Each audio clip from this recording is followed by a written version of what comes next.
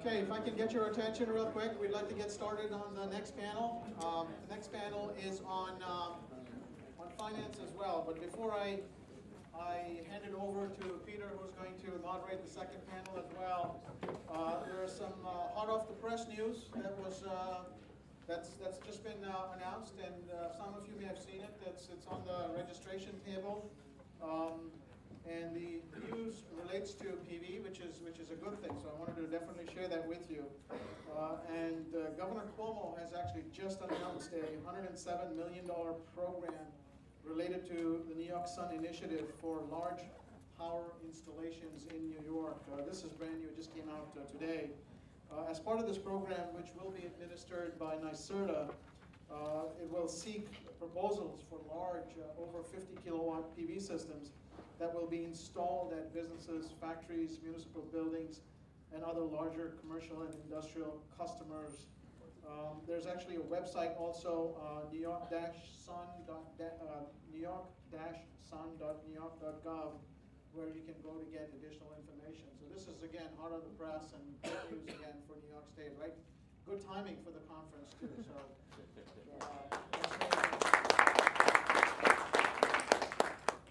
Okay, so without further ado, Peter, next panel. Okay, in this panel we're going to talk about alternative, innovative structures of financing. So I'm going to have each speaker on the panel just introduce themselves, a little bit about their company, and then we'll start going back and forth in this area.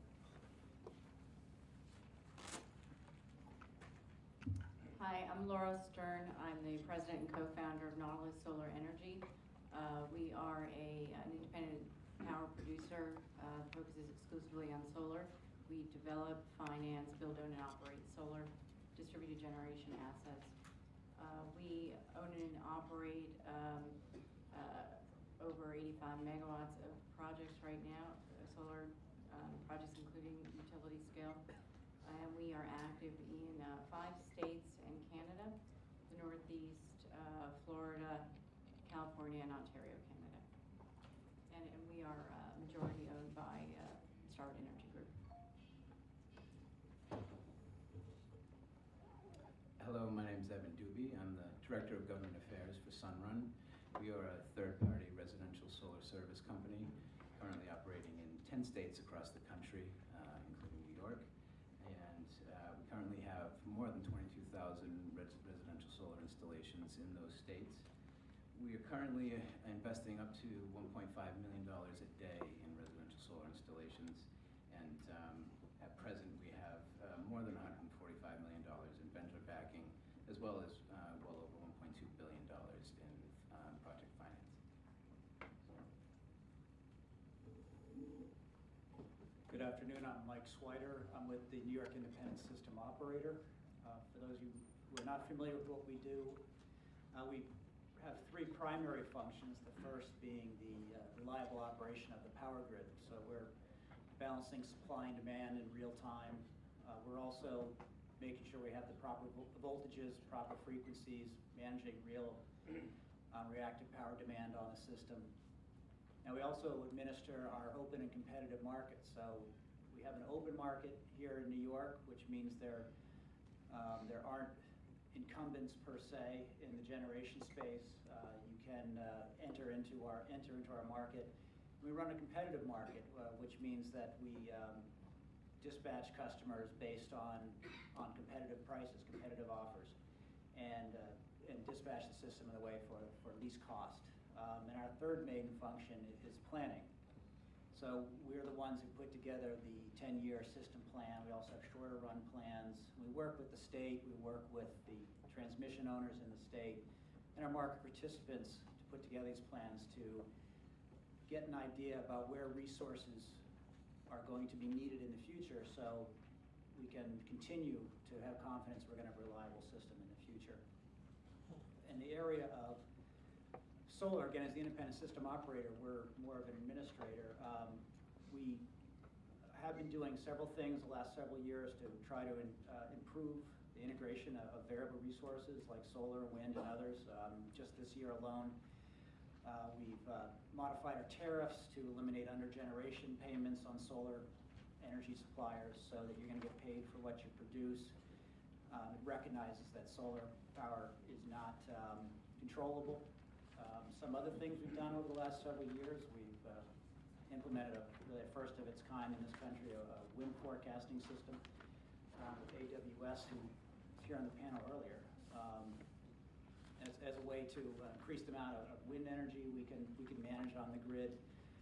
We've also, in the last few years, implemented really a first of its kind storage market so that fast response storage resources can participate in our regulation market.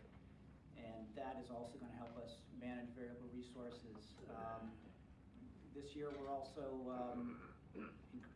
decreasing scheduling times on all our, starting to decrease scheduling times on all our interfaces so that more available resources can be bought and sold in and out of New York, which is another benefit. And we're also looking into constant improvements into demand response, both in market rules and communications, as we see the demand side as a really important part of the picture for balancing the system smarter going forward. Again, especially with more variable resources on the grid.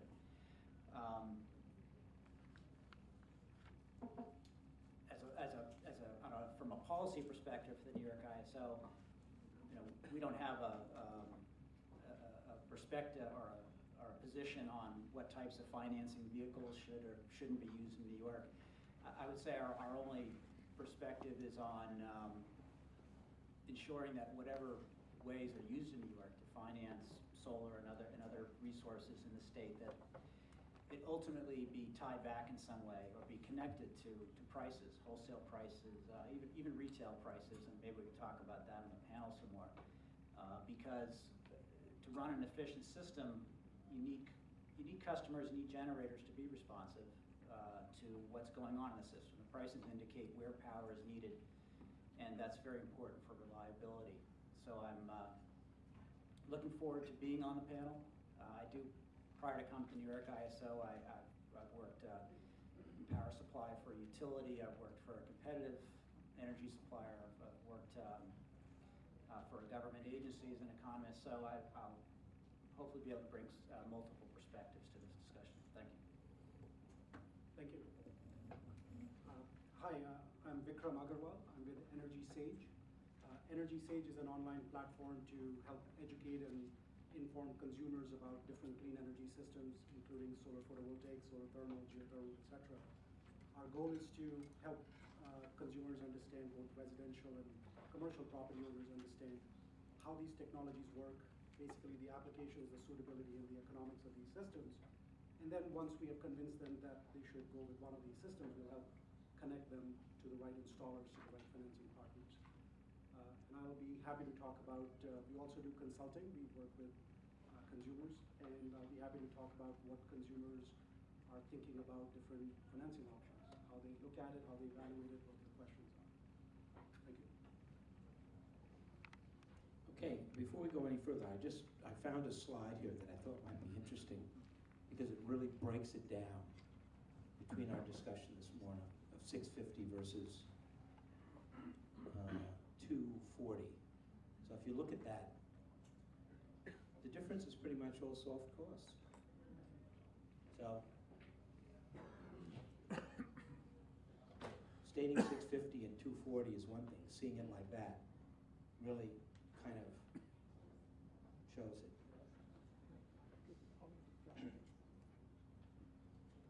Anyhow, there are a number of different alternative vehicles that are potentially possible.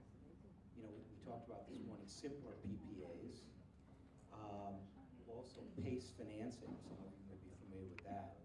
There's actually a track record this morning. Someone made a comment about are there track records? And in California, the data I saw was the default rate for PACE homes was about 0.3%, and the default rate on regular homes was 3.2%. So it's either a tenth or a hundredth, depending on where I remember that decimal point being. So that's pretty significant. It still isn't getting done. leasing, Sunrun can comment on that.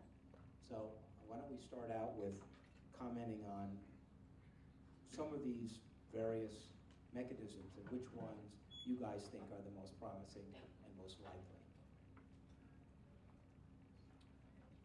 In terms of pace or? In terms of any of them, which ones do you think will happen first and why? Which would be the easiest to implement? And the advantages and disadvantages of each.